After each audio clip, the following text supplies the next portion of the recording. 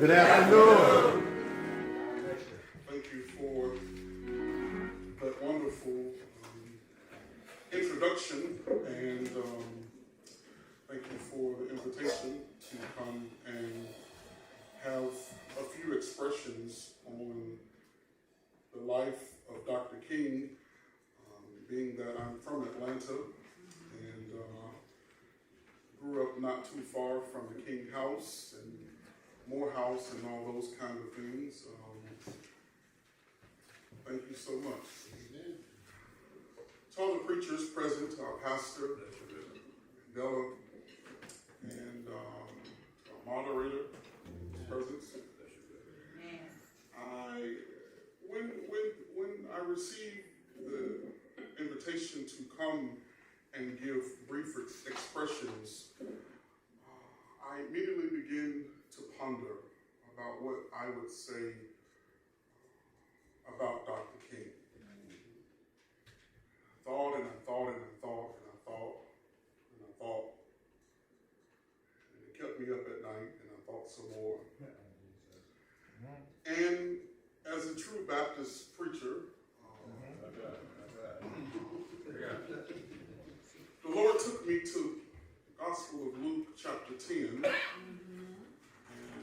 for the sake of time, I'll just paraphrase the story, but it speaks to who Dr. King was. If you look at the Gospel of Luke chapter 10, around verse 35 and ending around verse 37, Jesus lifts the story. He talks about a priest, a Levite, a good Samaritan on this Jericho road, and there lies this man who has been beaten up on this Jericho road, and very briefly he paints this picture. There's a Levite who passes him by.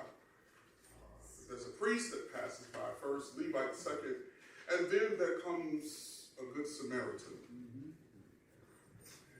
When I think about Dr. King and his life and his mission, I can't help but to see him as a good Samaritan. And so from that, I lived this simple thought for my little time. Doing good on purpose. Doing good on purpose. And there's some things that we could learn from this good Samaritan that looks like Dr. King. I'll give you three things for your consideration. I'll take my seat. Dr. King shows us a life dedicated to service and the liberation of a people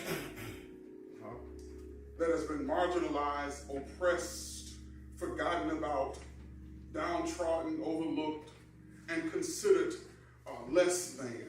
That's a life of dedication to service and the liberation of the people. Secondly, this shows us, and we think about Dr. King, we see a surrendered life. Y'all preachers gonna help me. We see a surrendered life. Dr. King sought to do God's will, and he realized his purpose at a very early age. Dr. King began preaching in 1947, Ebenezer in Atlanta, where his daddy was the pastor.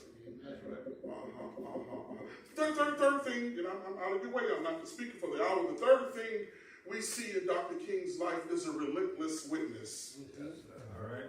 Dr. King, like Moses, was a witness. He stood, and time after time after time after time, he stood in front of all kinds of pharaohs. Oh my. And he said, God said, let my people go. Yes.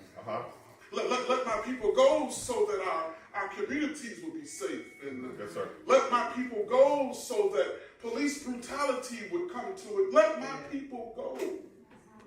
Yes. Was his mission. last thing we see, Dr. King stirred up the pot.